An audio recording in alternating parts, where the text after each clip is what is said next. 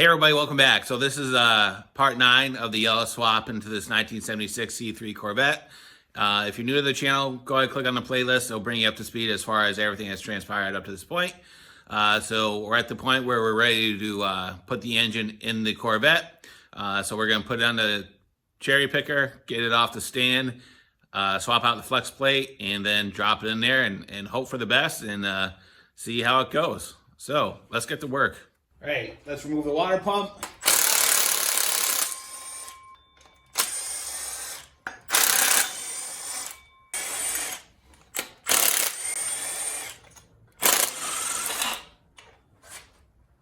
Now we're going to remove the exhaust manifolds.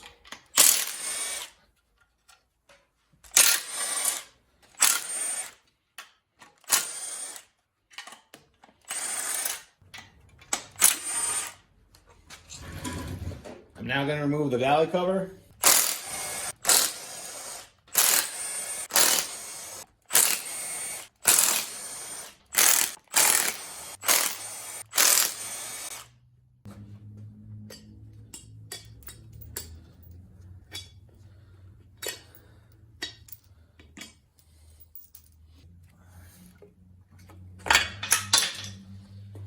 Now I'm going to install this lifting plate.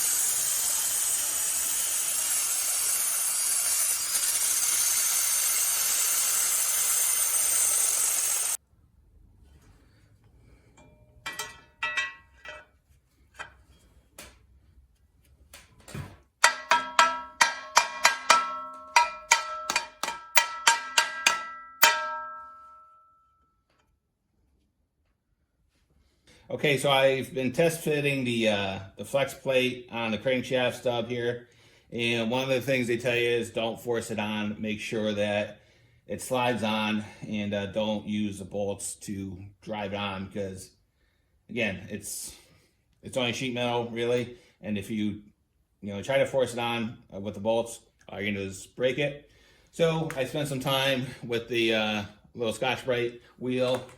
And I actually used some sandpaper to clean out the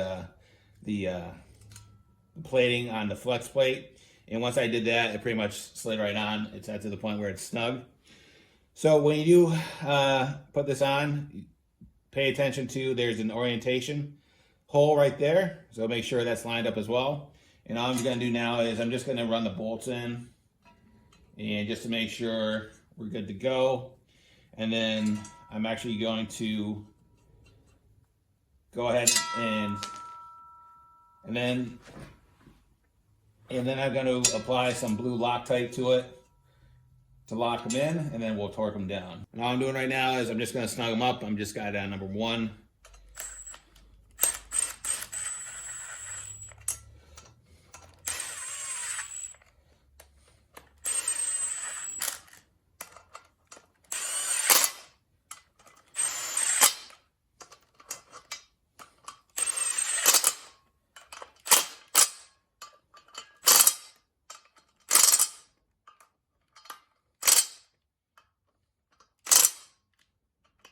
Right, so as I was putting the bolts down, I was just washing the flex plate to make sure it wasn't rocking on the crankshaft. And at this point, we're pretty good. So I'm going to go ahead and remove the bolts.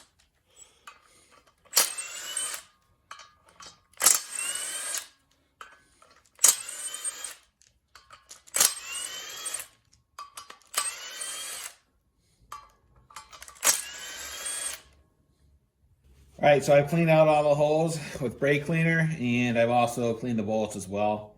And went ahead and blew them out. And we're just going to use some blue Loctite to act as a sealant and to ensure that they don't back out.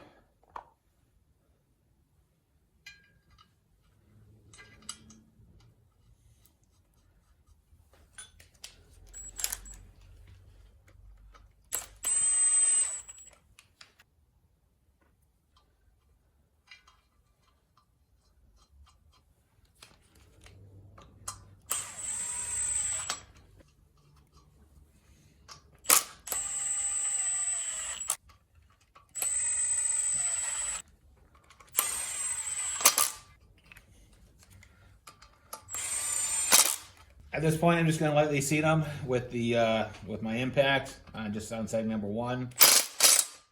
Going a crisscross pattern.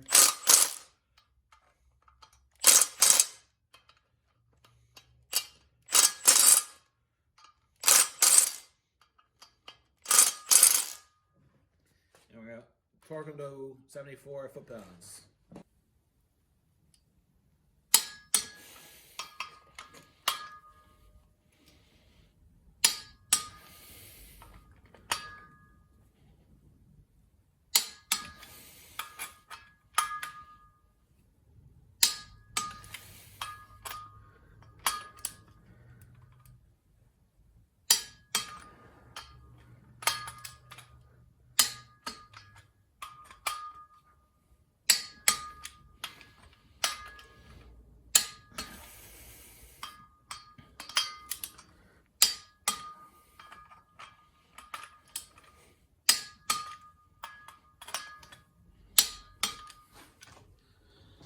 All right, so at this point, what we're doing is we're cleaning out the mounting holes, right, in the block.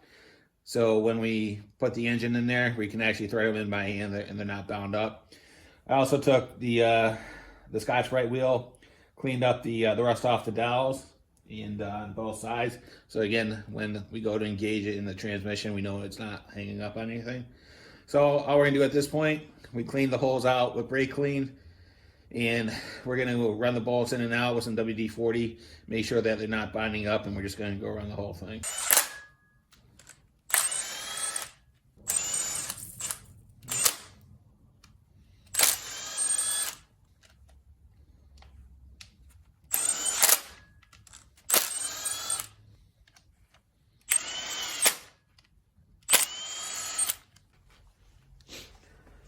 All right, so at this point, we're just about ready to drop the engine into the car.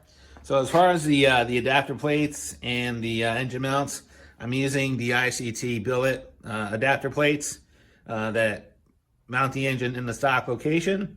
Just because we're using the stock Turbo 350, so the engine's gonna go back in the exact same location.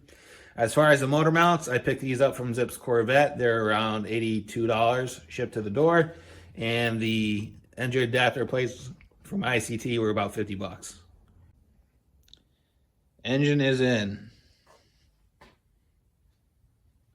Just give a quick walk around and then sit down and I'll tell you what we ran into.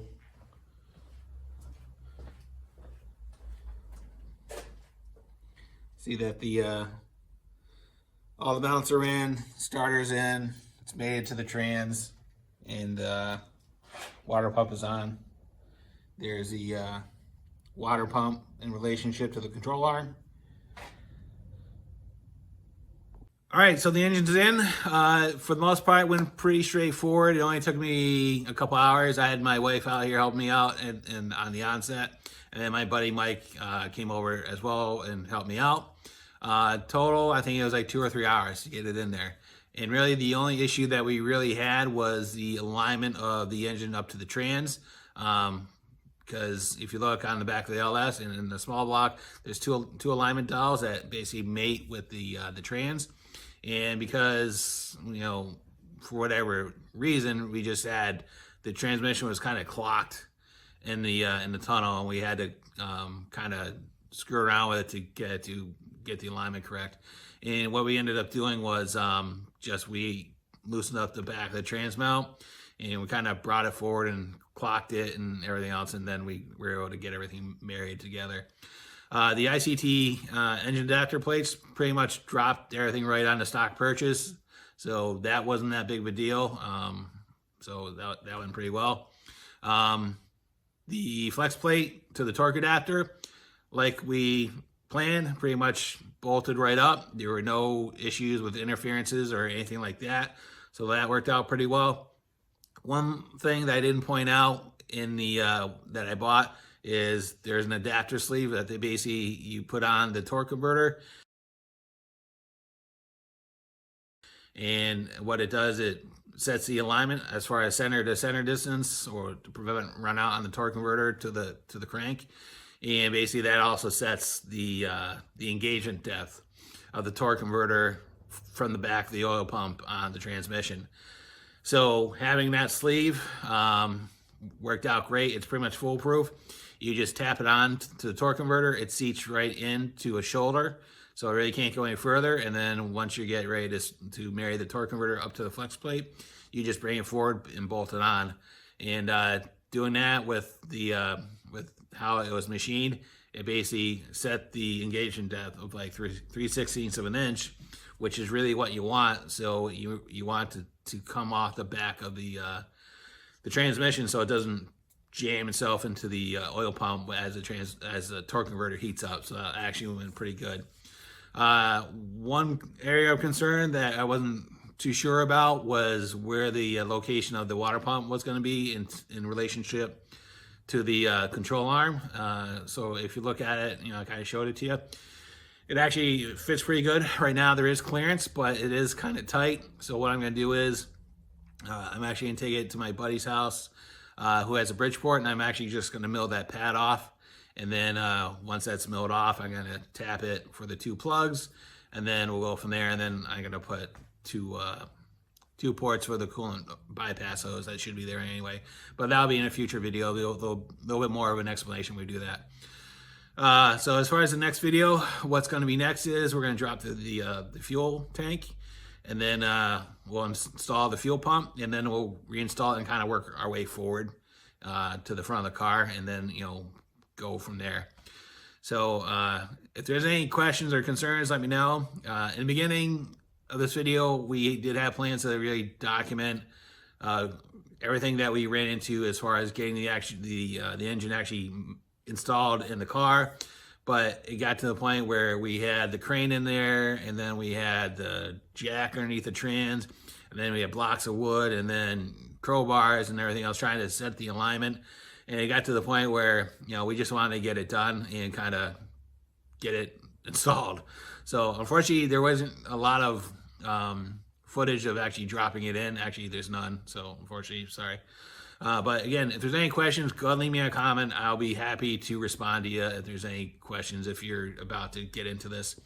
But one thing I would recommend, if I was to do this again, I would definitely take the trans out first, and then marry it to the engine, and then drop everything in as a single unit.